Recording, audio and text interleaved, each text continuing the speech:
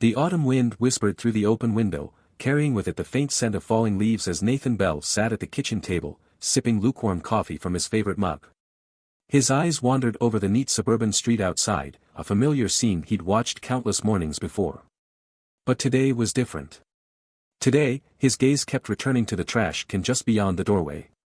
He had stumbled upon the test the night before, crumpled beneath tissues in the bathroom trash. A pregnancy test. Positive. It was a discovery that had left him paralyzed, the weight of its implications crashing over him like a tidal wave. Nathan had never discussed having children with Emily, not recently, at least. More importantly, 3 months ago, he'd undergone a vasectomy, a decision made privately to preserve the life they had agreed on, no kids, just them. He hadn't told her. He couldn't. It was for her own good, he had convinced himself, their mutual desire to focus on careers and each other outweighing the need for such a discussion.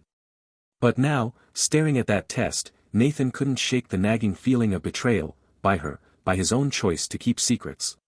Emily had smiled at him as she got into bed the previous night, blissfully unaware of the turmoil brewing within him. He hadn't confronted her, hadn't known how to broach a topic that could shatter the life they had built together. Instead, he had lain awake, listening to her steady breathing, his thoughts a cacophony of fear, doubt, and unspoken questions. The next day arrived with an eerie sense of normalcy. Emily bustled about the kitchen, pouring cereal and humming softly to herself. Nathan tried to act natural, keeping his expression neutral as she kissed him goodbye, her perfume lingering in the air as she walked out the door. He spent the day in a daze, grappling with his next move. Should he confront her? Demand answers? But there was something else gnawing at him, a suspicion he hadn't dared put into words. And then it happened, proof he hadn't sought but stumbled upon by chance. Returning home early, he had heard voices drifting from the living room. Emily's voice, soft but strained, carried through the air, unmistakable in its tone. "Of course, I'll tell him it's his baby," she was saying. "What choice do I have? My lover isn't ready for a child, and I can't risk losing him.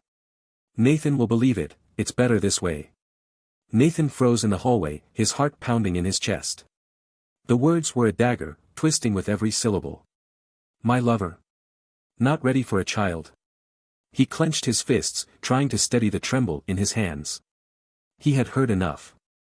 Enough to confirm the betrayal, enough to unravel the fragile threads of his trust. But instead of bursting in, instead of demanding answers or venting the tidal wave of emotion surging through him, Nathan stepped back. He turned and walked away, his movements deliberate, his mind racing with a clarity he hadn't felt in hours. He needed to act, but he needed to do so wisely. That evening, he sat alone in the dim glow of his laptop screen, the house silent except for the occasional creak of the floorboards. He had searched through their messages before, innocent curiosity, he had told himself then.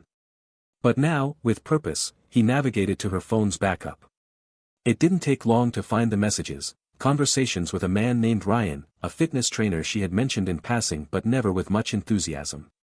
The words were damning.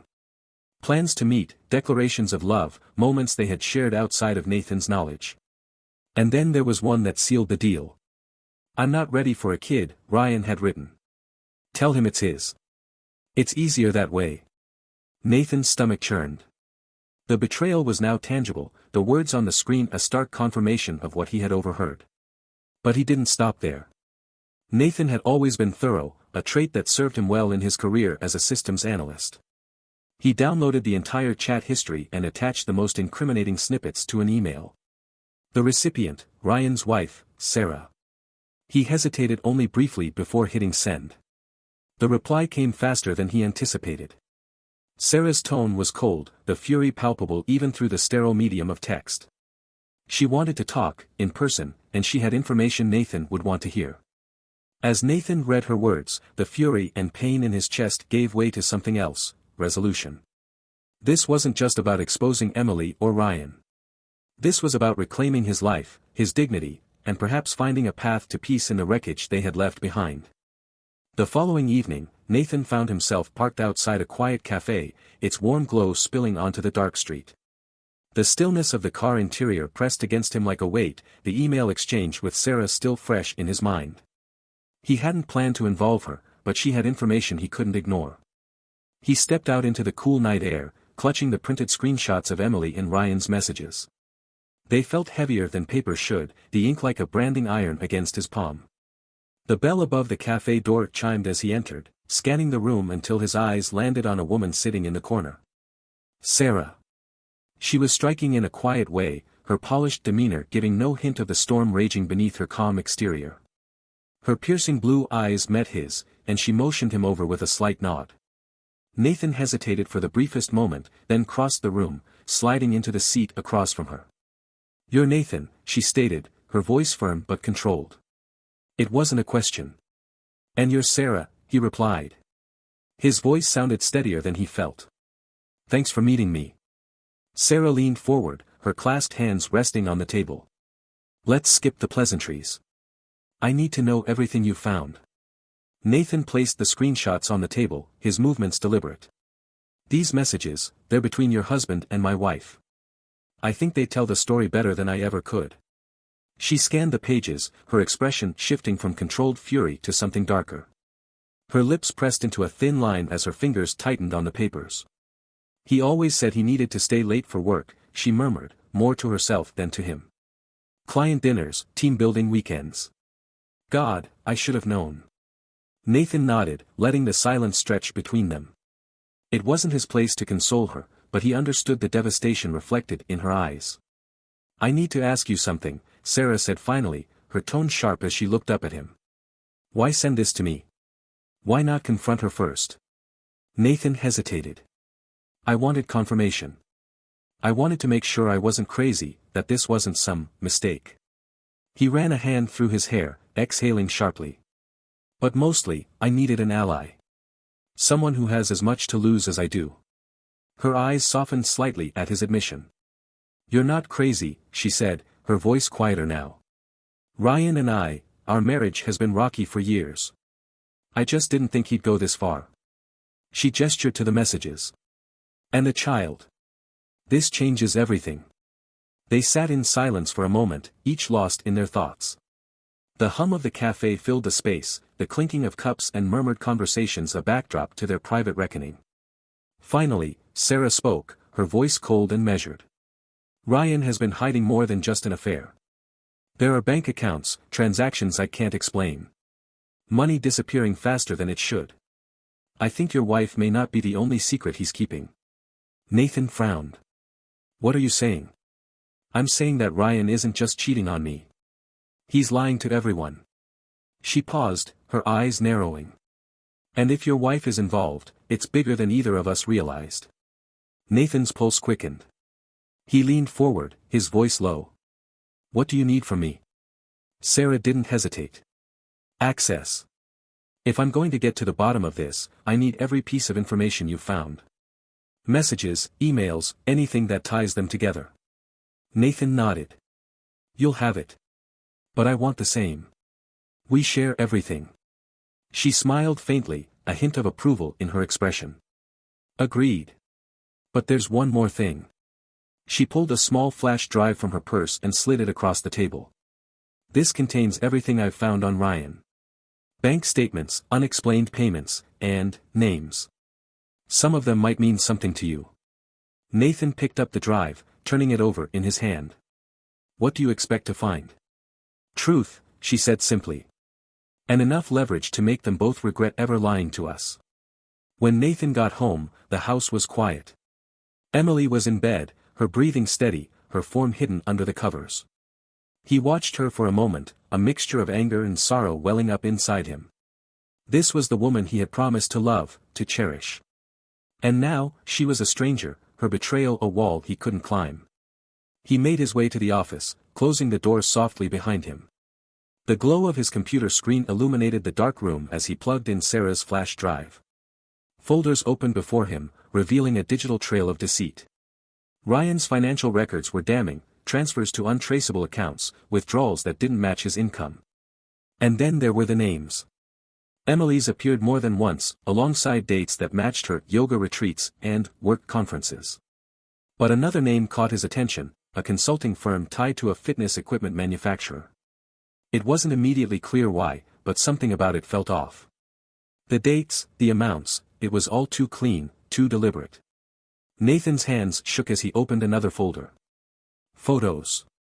Grainy, black and white surveillance shots of Ryan meeting with shadowy figures, briefcases exchanging hands. And then, one image stopped him cold. Emily. Standing beside Ryan, her face turned slightly away, but unmistakable. His world tilted. This wasn't just an affair. It was something much, much worse. The tension in Nathan's chest grew unbearable as he stared at the screen. Whatever Sarah had stumbled upon, it was bigger than either of them had imagined. And if Emily was part of it, she wasn't just unfaithful, she was dangerous.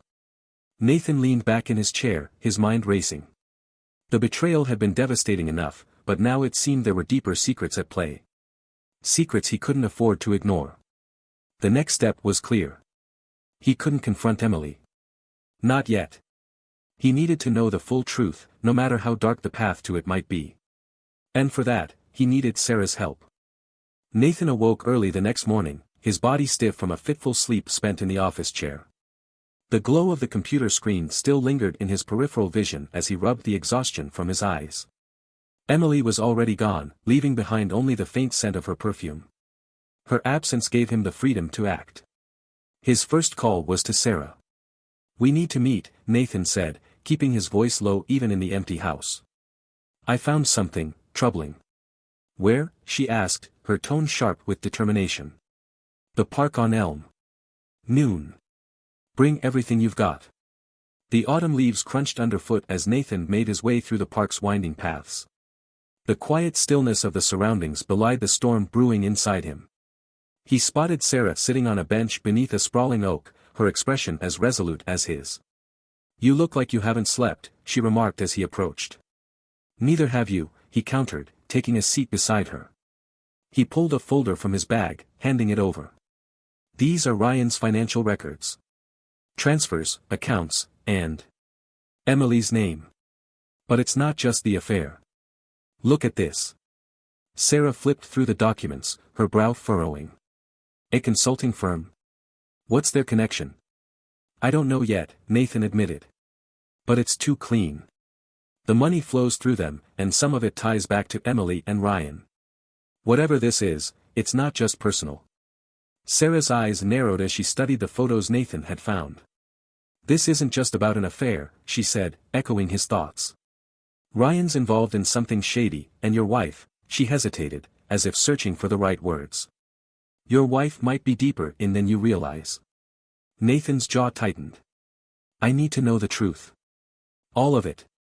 Sarah leaned back, exhaling sharply. "We both do.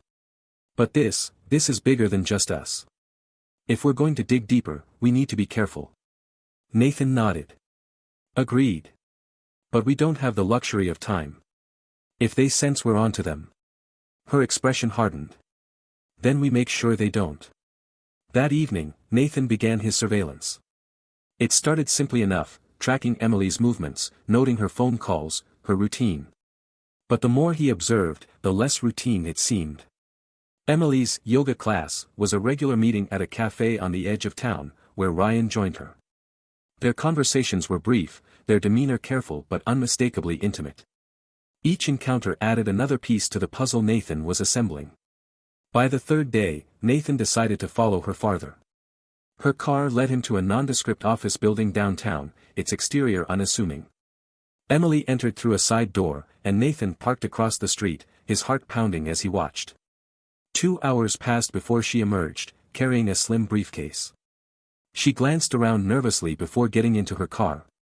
Nathan followed her home, his mind racing with questions he couldn't yet answer. At their next meeting, Sarah brought her own findings. "I've been digging into this consulting firm," she began, spreading documents across the table between them. "They're listed as a fitness equipment supplier, but their transactions suggest something else entirely. Money laundering, maybe. Or worse." Nathan frowned. "And Ryan's connected to this?" Sarah nodded. "More than connected. He's listed as a consultant, but his name appears on too many transfers to be a coincidence. And then there's Emily. What about her?" Sarah hesitated, her voice lowering. "She's listed as a partner. Not on the public record, but internally. There's evidence she's been attending meetings, meetings like the one you followed her to. Nathan's stomach churned. She's not just complicit, he muttered. She's part of it. Sarah leaned forward, her voice sharp. Nathan, if this is what it looks like, they're not just cheating on us. They're committing crimes. The weight of her words hung in the air between them. Nathan's mind spun, piecing together the fragments of evidence, the whispers of betrayal that had grown into a roar. What do we do now? He asked finally. We keep digging, Sarah said firmly. And when we have enough, we bring it to someone who can stop them. The breaking point came 3 days later. Nathan had installed a discreet camera in Emily's car, desperate to confirm what he already suspected. That evening, he watched the footage, his hands trembling as the truth unfolded before him. Emily and Ryan sat in the car, their voices clear through the recording. The transfers are almost complete, Ryan was saying, his tone brisk. By next week, we'll be in the clear. Emily nodded, her expression tense. And Nathan? What if he finds out? Ryan smirked. He's too naive. He'd never suspect you. Keep playing the perfect wife, and we're safe. Nathan slammed his fist on the desk, the sound echoing in the empty room. The betrayal was total, the lies woven so tightly they had nearly suffocated him. That night, as Emily slept, Nathan sent an encrypted email to Sarah. Nathan sat in the dim light of his office, the shadows from the blinds slicing across his desk like prison bars. Emily was asleep in their bedroom, unaware of the storm brewing just beyond her grasp. The recording he had made of her conversation with Ryan replayed in his mind, each word twisting the knife of betrayal deeper. The email to Sarah had been sent, but now came the most dangerous phase of their plan. Exposure wasn't just about proving infidelity or financial malfeasance anymore. It was about dismantling a web of lies and crime that could entangle them both if they weren't careful. The next evening, Nathan met Sarah again, this time in a hotel conference room she had reserved under a false name. On the table before them lay a spread of evidence, financial records, photographs, emails, and the audio file from Nathan's surveillance. We have enough to destroy them, Sarah said, her voice steely. But we need to make sure it's done right. Nathan leaned forward, his eyes scanning the documents. What's the next step? Sarah pulled out a burner phone and slid it across the table. We go to the authorities, but not directly. This phone will send everything anonymously. Once we've handed it off, we disappear from the narrative. Let the system deal with them. Nathan nodded, his jaw tightening. And what if they figure out it was us? They won't, Sarah replied. If we're careful. Nathan's mind raced. Would the system be enough? Could he trust that Emily and Ryan's crimes would be punished? Or would they find a way to escape accountability, leaving him with nothing but his broken trust and hollow victories? Back home, Nathan put the final pieces of his personal plan into place. His first step was securing his assets. He had already redirected funds from their joint accounts into one she couldn't access. He filed documents to sell their house, knowing it would be a painful but necessary part of his exit strategy. Emily's movements became more erratic as the week progressed. She seemed distracted, her usual poise faltering in small ways, forgetting appointments, leaving her phone unlocked for brief moments. It was during one such lapse that Nathan found the most damning piece of evidence yet. On her phone, hidden within a secure folder, was a copy of an agreement between Ryan and the consulting firm. It wasn't just money laundering, it was tied to fraudulent real estate transactions, siphoning funds meant for community development projects. And Emily's name was on it, her signature scrawled alongside Ryan's. The next day, Nathan and Sarah made their move. Using the burner phone, they sent the collected evidence to the state attorney general's office, along with a detailed explanation of the crimes they had uncovered. It was risky, but Sarah had insisted on targeting the highest authority they could reach, bypassing local channels that might be compromised. Once the evidence was sent, all they could do was wait. It didn't take long for the fallout to begin. The first sign came when Emily's phone buzzed incessantly during breakfast. She ignored it at first, but when she finally glanced at the screen, her face drained of color. She excused herself hastily, retreating to the bathroom with her phone clutched tightly in her hand. Nathan followed quietly, pressing his ear to the door. What do you mean the accounts are frozen? Emily hissed. There was a pause, then her voice dropped lower. How could they know? This wasn't supposed to happen yet. We're supposed to be out before. The door opened suddenly, and Emily stopped short, her eyes locking with Nathan's. For a moment, the air between them seemed to crackle with unspoken accusations. "Who was that?" Nathan asked, keeping his tone calm. "Work," Emily replied too quickly. "A client issue." "Is that so?" Nathan tilted his head, studying her carefully. "Because it sounded like trouble." Emily's lips pressed into a thin line, but she said nothing more, brushing past him and disappearing down the hall. By the evening, the news had broken. Nathan sat in his car, the radio tuned to the local station as the announcer detailed the allegations. The consulting firm, Ryan, and Emily were all named in a sprawling investigation into fraud and embezzlement. The charges were severe, and the evidence damning. Nathan turned off the radio and leaned back in his seat, a mixture of relief and sorrow washing over him. The truth was out, but it felt hollow. The woman he had once loved was now a stranger, her betrayal cutting deeper than any public disgrace could heal. At the same time, Sarah sat in her empty house, a glass of wine in hand as she watched the news unfold on her television. Ryan's face appeared briefly, his mug shot a stark contrast to the confident man she had once known. She raised her glass in a silent toast to the end of her marriage and the beginning of her freedom. Emily came home late that night, her face pale, her movements stiff. She sat across from Nathan at the kitchen table, the silence between them heavy with unspoken words. "You knew," she said finally, her voice barely above a whisper. Nathan met her gaze, his expression unreadable. "I did." "And you did this?" There was no accusation in her tone, only resignation. Nathan leaned forward, his voice steady. "You did this, Emily. You and Ryan.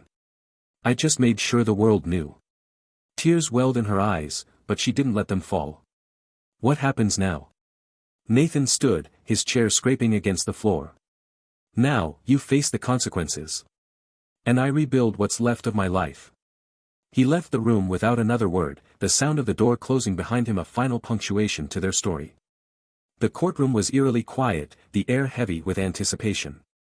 Nathan sat in the gallery, his hands clasped tightly in his lap as he watched Emily take the stand. She was dressed immaculately, as always, her tailored suit and careful makeup a shield against the damning accusations swirling around her.